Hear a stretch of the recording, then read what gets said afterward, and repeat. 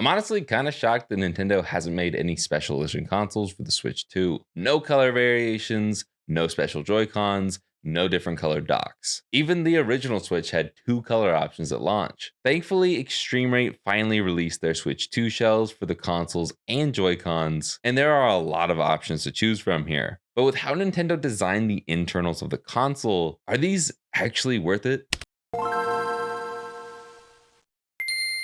First and foremost, this is not a sponsored video, but they did send these out to me for free for review, and I have worked with ExtremeRate a lot in the past. And despite my great relationship with them, I have never shied away from sharing my criticisms of their products. In general, I love their plastic. My main controllers use ExtremeRate shells. I've used their Game Boy shells in a lot of modded handhelds that I sell, RetroRemaster.com. They make high quality products and it's no different here. There is a solid amount of options to choose from here, but I am a bit bummed that there aren't more, knowing how many different colorways they typically offer. I assume they'll slowly add more like the Great Wave and the clear gradients after launch, but there are still a lot of cool colors to choose from in the clear and opaque plastics. I went with Atomic Purple because my favorite color is purple, and see-through electronics are cool, but I'm honestly kind of regretting my choice here. One thing I didn't realize going into this was that the red and blue stick gates are not swappable. This is really annoying to me because these colors just don't go with purple. And as of recording, I could not find any replacement Switch 2 sticks that have different color stick gates. The best you could probably do is buy another set to make both of them blue or both of them red, but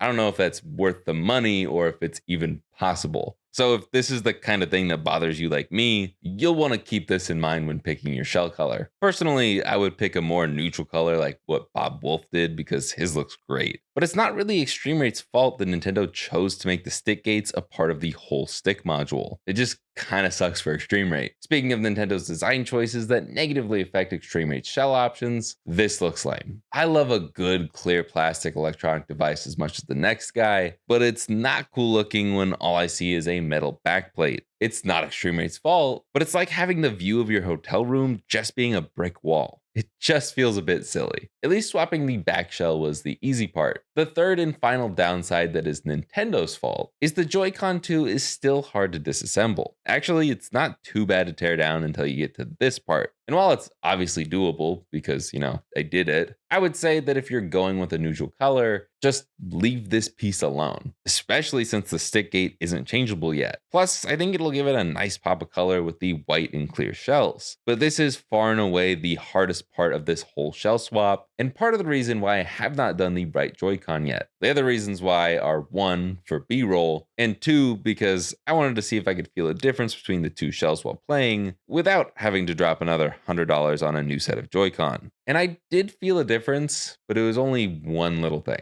If you press on the middle of the Joy-Con on the back, there's a little bit of flex and it does make a creaking sound. At least it does on mine. And this is not at all a thing on the OEM shell. It can be annoying, yes, but it doesn't affect me while I'm actually playing. If there were more plastic lines across the back like there are on the front, then the back wouldn't flex like it does. But that's my other gripe with the looks. I think all of these lines look ugly, but I understand it's there for structural integrity, and that's a good thing. I would just recommend an opaque shell if you don't like the look of this either. The other thing I kept the same was the buttons. It's nothing against ExtremeRate's buttons, I just like the contrast of the black and purple versus also having atomic purple buttons. This took me about an hour and a half to shell swap the back and the left Joy-Con. I was also recording my walkthrough for the second channel at the same time, so that definitely slowed me down, but I am pretty experienced when it comes to shell swaps and tearing down electronics. But I would guess that this would take the average person about 3 hours to swap the back shell and both Joy-Con. So you should probably keep that in mind. As far as prices go, you can buy everything in a variety of configurations from around $20 to around $40. But you can also spend even less just to get new side rails and other small things. You can buy them on Amazon or on ExtremeRate's website and use code Jake to save some money. All of that will be linked down below the like button. Despite my grievances, I think the ExtremeRate shells are worth it. Again, their products are high quality. It's just Nintendo's design choices that make this not as cool as I was hoping. Though I am very happy to have actual color options for the Switch 2. If you want to watch me put it all together, minus the right Joy-Con, you can head over to the second channel, Jake64, that I'll have linked below. And while you're down there,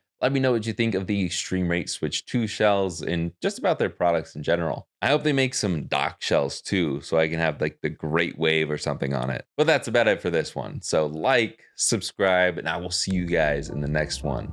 Later, guys.